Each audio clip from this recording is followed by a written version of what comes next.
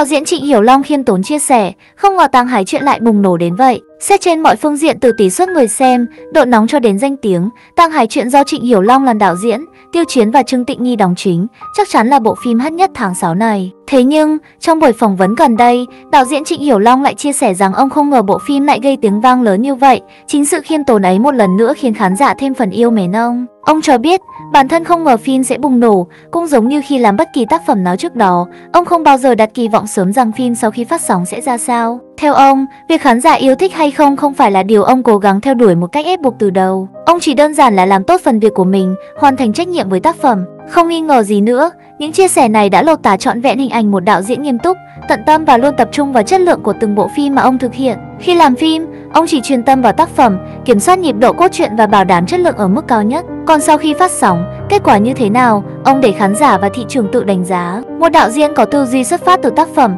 có trách nhiệm như vậy, không có gì lạ khi Trịnh Hiểu Long có thể liên tiếp cho ra đời những bộ phim chất lượng cao. Tuy nhiên, nhiều cư dân mạng sau khi đọc bài phỏng vấn đã đồng loạt cho rằng Trịnh Hiểu Long vẫn quá khiêm tốn. Bởi lẽ Tăng Hải Truyện có kịch bản chất lượng, kỹ xảo và sản xuất xuất sắc, lại sở hữu dàn diễn viên đình đám như Tiêu Chiến, Trương Tịnh Nghi.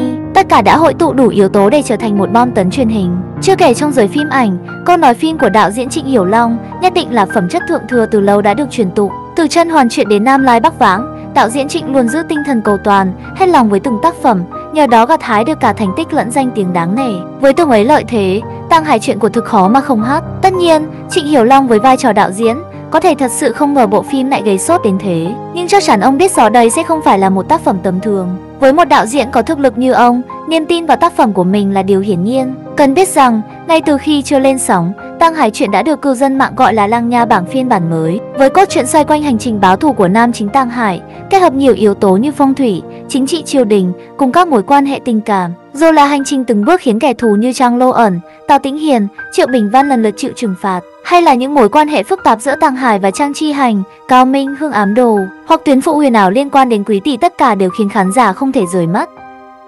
Có thể Tăng Hải Truyện chưa đạt được độ chặt chẽ như Lang Nha Bảng ở một số tuyến quyền mưu, nhưng mạch truyện tổng thể nhịp nhàng, liên kết chặt chẽ giữa các nút thắt vẫn đủ để khán giả cảm thấy bất ngờ và hấp dẫn. Chưa kể, sự phù hợp cao giữa dàn diễn viên như Tiêu Chiến, Trương Tịnh Nghi, Hoàng Giác, Chu Kỳ, Trung Hàn Lương với nhân vật của mình cũng nhận được sự công nhận rộng rãi từ khán giả. Đặc biệt là Tiêu Chiến lần đầu đảm nhận vai chính trong một bộ phim quyền mưu, thể hiện nhân vật cực kỳ chính xác, khiến khán giả thấy được một chàng trai dù xa vào vòng xoáy báo thù vẫn giữ được bản chất lương thiện. Vì vậy, Tăng Hải Truyện bùng nổ là kết quả của thiên thời, địa lợi, nhân hòa. Trịnh Hiểu Long chắc chắn đã nhìn thấy tiềm năng của tác phẩm này. Chính sự khiêm nhường, không đòi công đã khiến những tác phẩm của ông liên tiếp gây tiếng vang như vậy.